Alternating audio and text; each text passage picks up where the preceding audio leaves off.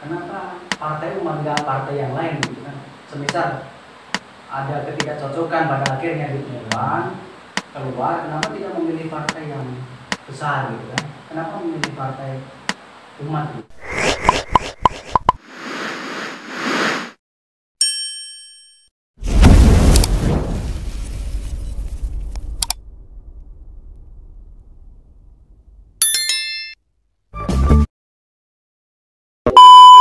Selamat pagi, siang, dan malam. Malam hari ini podcast Warna TV kedatangan tamu yang istimewa. Beliau seorang YouTuber,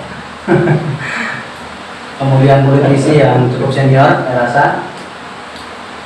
Pengusaha juga. Ada beberapa organisasi besar yang pernah dinakodai. IPMI pernah. Kemudian membesarkan partai di Lumo ini juga cukup diakui. Beliau adalah Bang Mahir. Nah, selamat malam. Assalamualaikum. Assalamualaikum warahmatullahi wabarakatuh. Gimana kabarnya? Alhamdulillah sehat, sehat, baik. Sudah setahun baru kali. Ini lebih ya. Enggak juga. Enggak juga ya. Dulu kita sering diskusi Bang ya. Diskusi di ketua DPR. Ya. Diskusi dimanapun Bang ya. Dimanapun. Bertahun-tahun membesarkan sebuah partai ya Bang ya. Boleh cerita Bang? Dulu memulai partai apa di Kabupaten Lumo? Kalau memulai partai awalnya yang menjadi pengurus ya. Iya. Kalau yang menjadi pengurus sih di PAN menjadi pengurus, tapi tidak menjadi pengurus. Sebelum itu masih 3 partai politik, PDI, Golkar, dan P3. Saya pernah nyalon di PDIP. Pernah berlabuh di PDIP. Berlabuh di PDIP. Itu berarti awal pengalaman politik di PDIP gitu ya? Awal pengalaman politik saya berpolitik itu di PDIP. Cukup lumayan keras. Bagaimana kontestasi yang ada di dalam internal PDIP. Bukan PDIP berarti ya, PDI. Oh ya, PDI masa itu PDI Budi Hakim. Budi, ketua umumnya sebutnya. Berapa tahun? 2 tahun di sana. 2 tahun. Pasca itu lahirlah Gerindra Reformasi tahun 89 gitu. 98, 99. Nah, 98 itu lahir yang namanya waktu itu ditawarin sebagai KPPC, Komite Persiapan Pembentukan Cabang Partai Nasional. Partai mana? Iya. Artinya salah satu penggagas dari Kabupaten. Saya pendiri di inisiator di kecamatan. Di kecamatan. Iya, inisiator di kecamatan Rantau Pandan yang masih bersatu. Oh gitu. Nah, Rantau Pandan yang masih bersatu, Muko, Rantau Pandan dari dahulu masih bersatu. Jadi kecamatan Rantau Pandan. Dari PAN juga, akhirnya Abang jadi ketua DPR, ya, satu periode. Itu puncak karir atau seperti apa menurut? Kalau di daerah berkemudian puncak karir. Ya, Untuk di daerah kabupaten Lumo ini puncak karir di politiknya seperti itu. Karena memang perjuangan dari awal untuk mencalonkan diri saja bagi yang hanya tahu di tahun 1990 atau 2009 itu baru kenal dengan saya, orang mengatakan, begitu enak ya Pak Mahiri.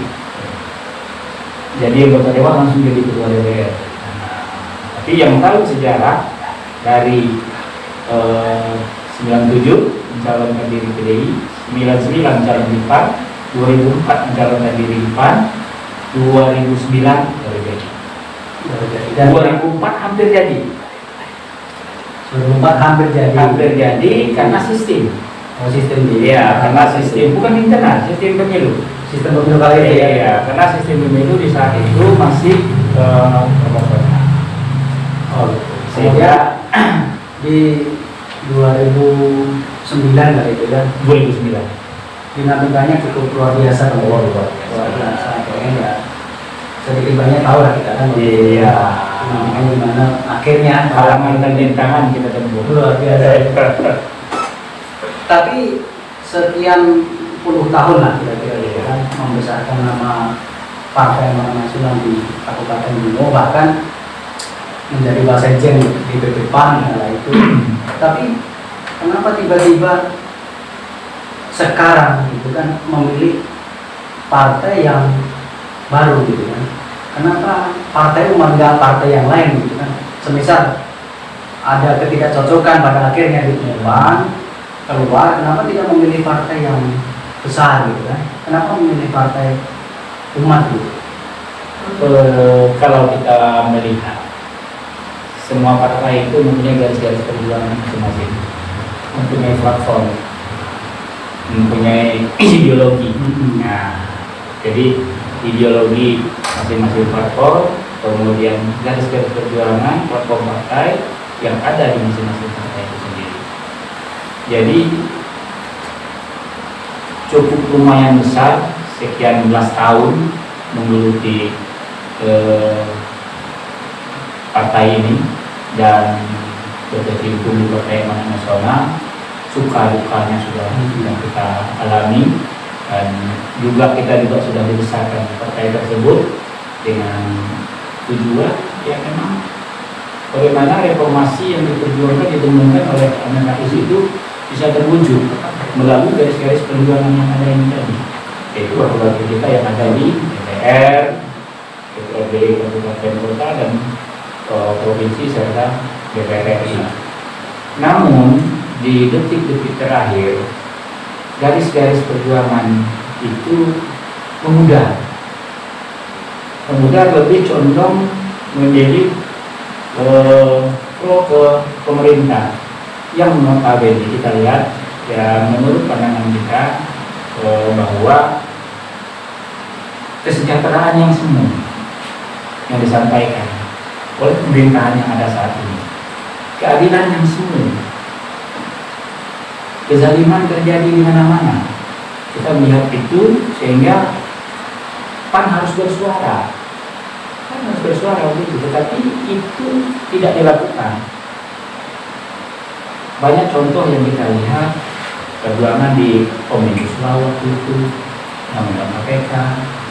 Mereka hanya dengan hal-hal yang demikian, sehingga itu lari dari konteks perjuangan daripada Partai Amanat Nasional yang didirikan itu. Artinya rasa kekecewaan Abang ini bukan rasa kekecewaan dalam skala daerah begitu ya, bukan. Artinya melihat dalam skala nasional, melihat skala yang lebih luas begitu ya. Terakhir saya melihat demokrasi sudah bicara. Kenapa? Karena demokrasi itu dicetuskan oleh era reformasi.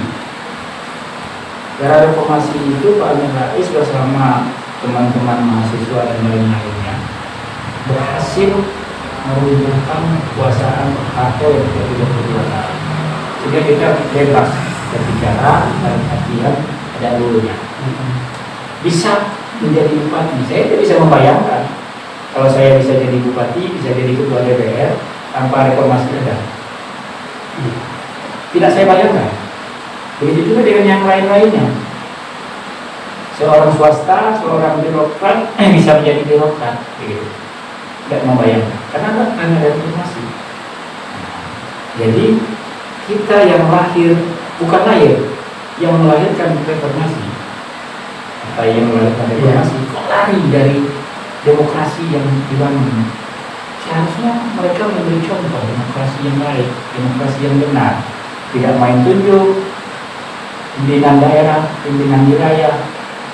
Kalau sudah main tunjuk, artinya demokrasi mati. Kemudian tentu ada pertimbangan yang lebih besar. Kita sebagai masyarakat gitu kan, ya setidaknya perlu tahu nih, apa sebenarnya yang ditawarkan Partai Umat sehingga muncul ke permukaan. Kemudian kita lihat sudah sampai ke tingkat kecamatan juga sudah. Begitu saya menambah di beberapa media 60% di tingkat kecamatan sudah. Kemudian sebenarnya apa yang ditawarkan? Nilai lebih apa sih yang ditawarkan Partai Umat?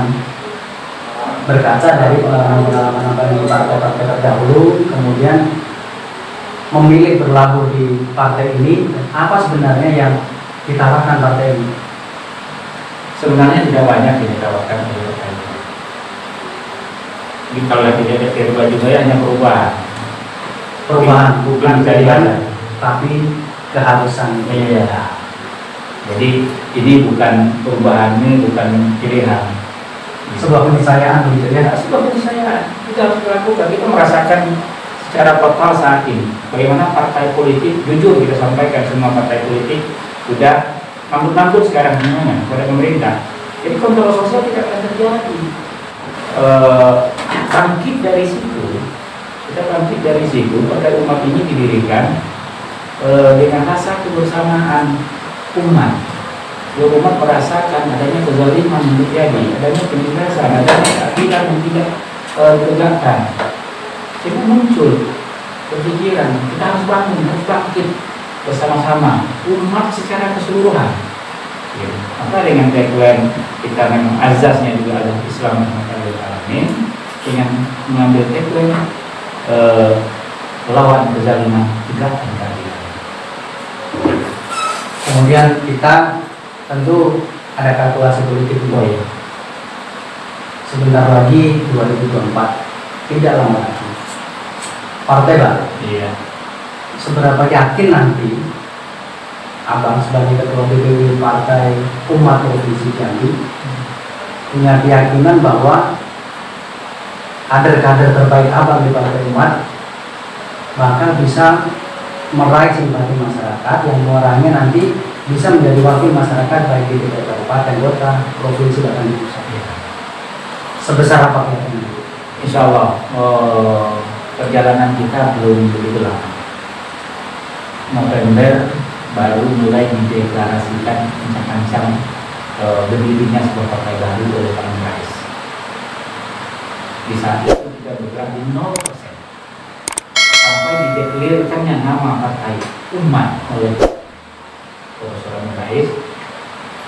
Kita bergerak di angka 0,1%. Bukan kita yang survei Di bulan November.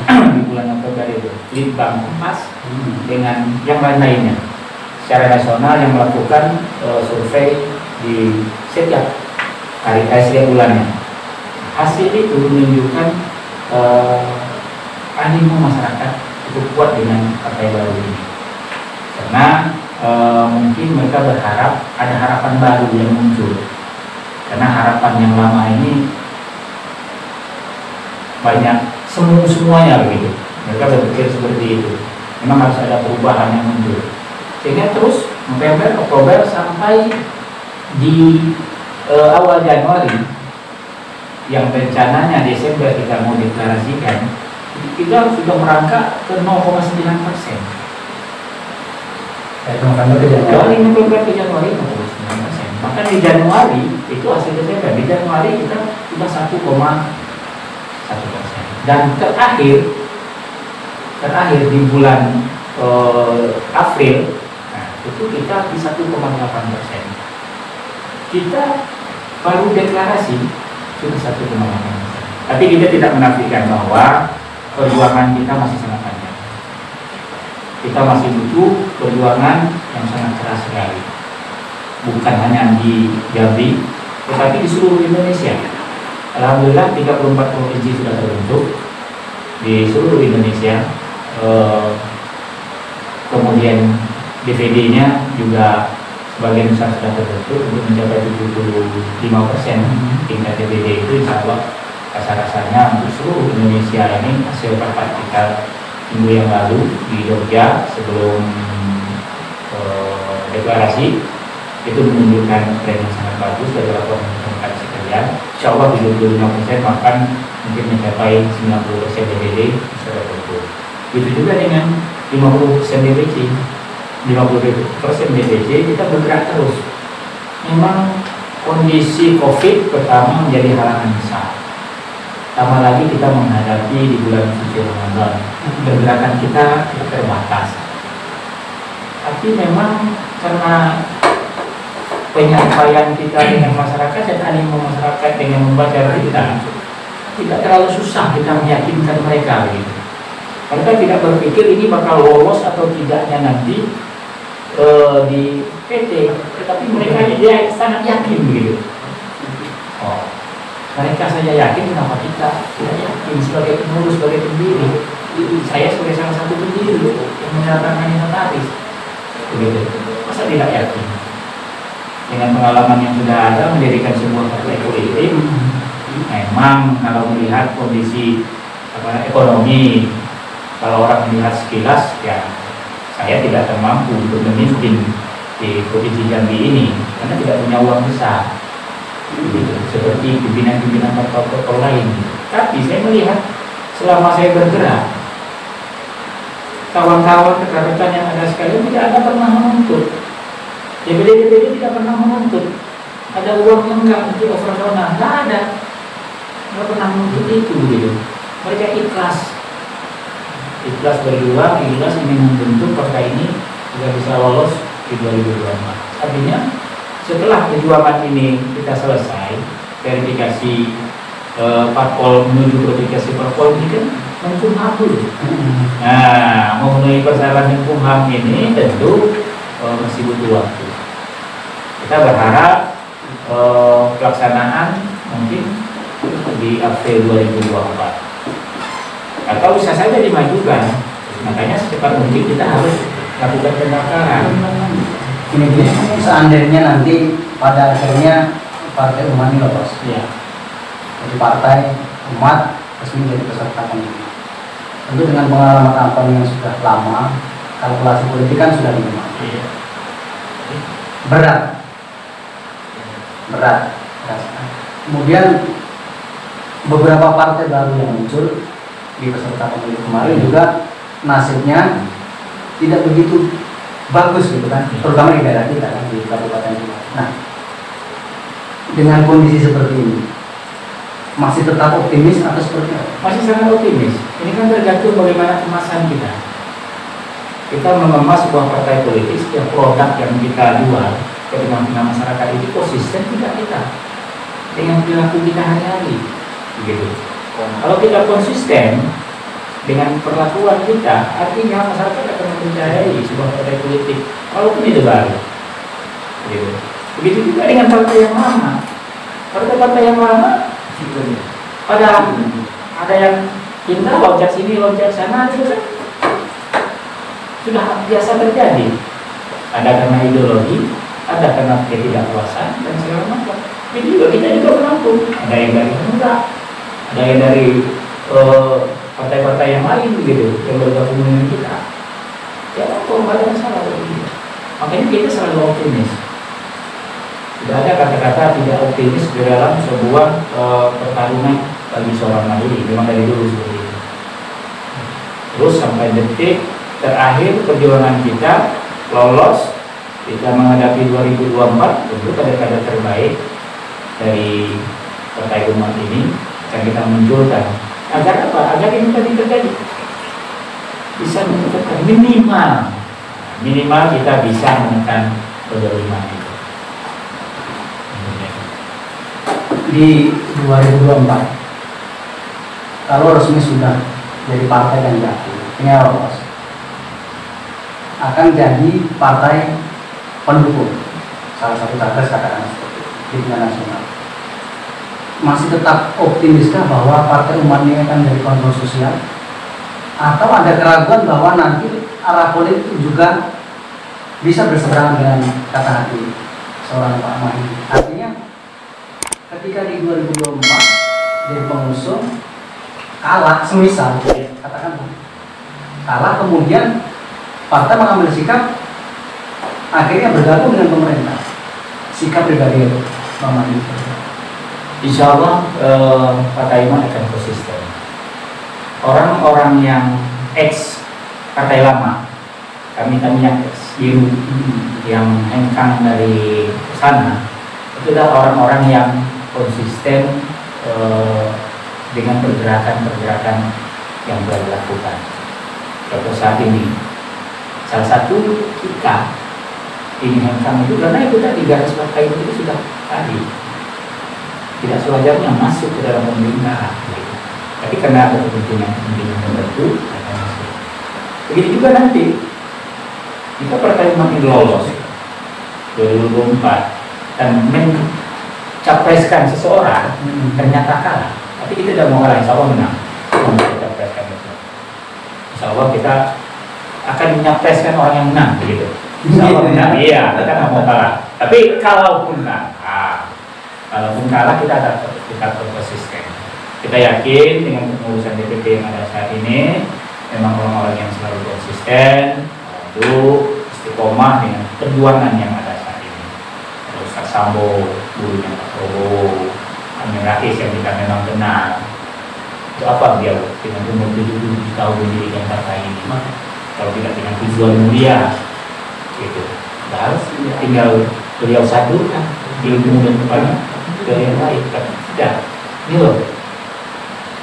Ini berbagai ulama besar, termasuk adik kandung daripada, mohon maaf, mungkin dari Dewan Suruhnya PKS, Majelis Suruhnya PKS itu bergabung dengan kita, termasuk dari PBB Pak MS Kaban, MS Kaban itu kita kenal, sehingga ikut bergabung. Ini mereka ini orang yang konsisten. Saya memandang konsisten. Begitu juga dengan kita yang di daerah, insya Allah kita akan tetap konsisten walaupun kita pada posisi yang pahit begitu.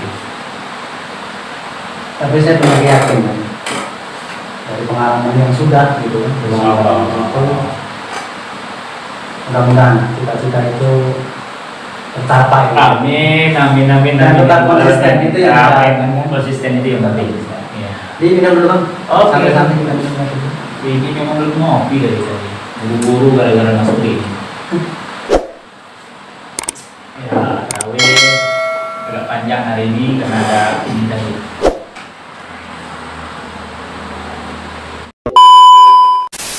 Berat tuh sana kan, pasti sangat-sangat berat. Kita sebenarnya belum mau bicara 2024 sebenarnya. Ya. Tapi